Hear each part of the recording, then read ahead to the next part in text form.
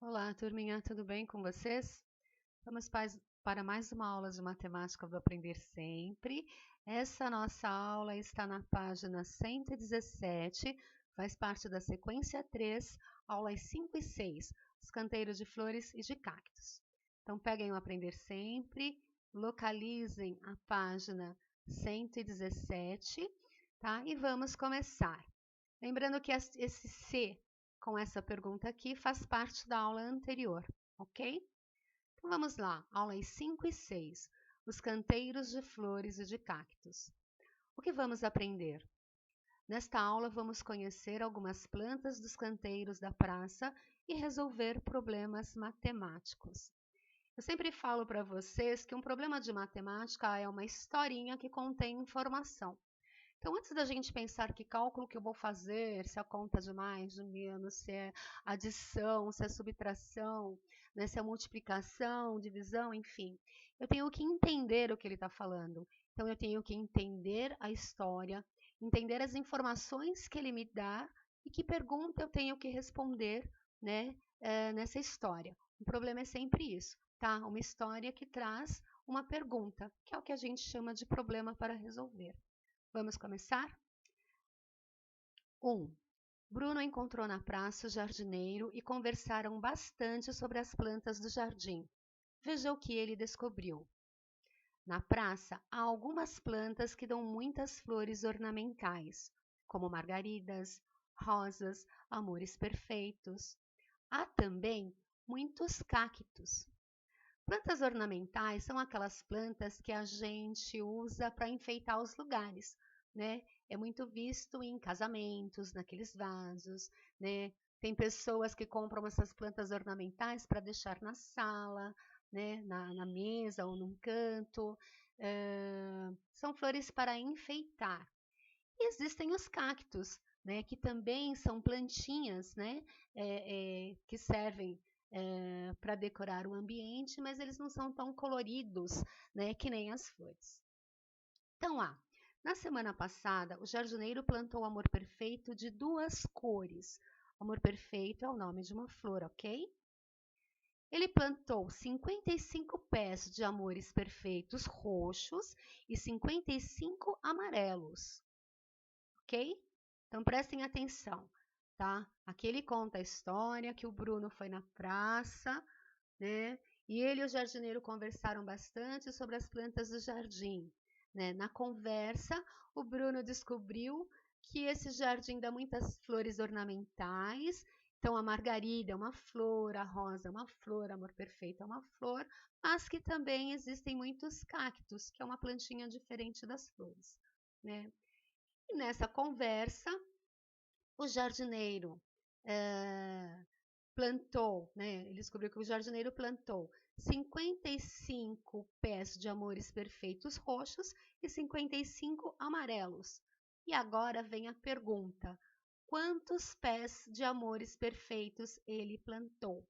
Então, esse é o nosso probleminha para resolver, né? É responder a essa pergunta. Façam o cálculo aqui da forma que vocês conseguirem, utilizando a estratégia que for mais adequada para vocês, ok? B. Bruno disse que na praça há 36 canteiros de flores. Alguns são de rosas e 19 são de margarida. Quantos são os canteiros de rosas? Resolva e anote nos quadros as quantidades de canteiros. Então, aqui é prestar atenção novamente. O Bruno falou que na praça há 36 canteiros de flores, tá? Dessas flores, 19 são margaridas e o restante são rosas. Quantos são os canteiros de rosas? Ok? Então, faça o cálculo e essa conta é de mais ou é de menos. Vocês vão somar ou subtrair. Façam esse cálculo e descubram e anote as quantidades de canteiros, ok? Próxima. Agora é com você. Com a informação abaixo, elabore um problema e o resolva para ser apresentado. No caso, vocês vão mandar as fotos, né, da atividade feita, ok? Então, vamos lá. Que informação abaixo? Vocês vão criar informação.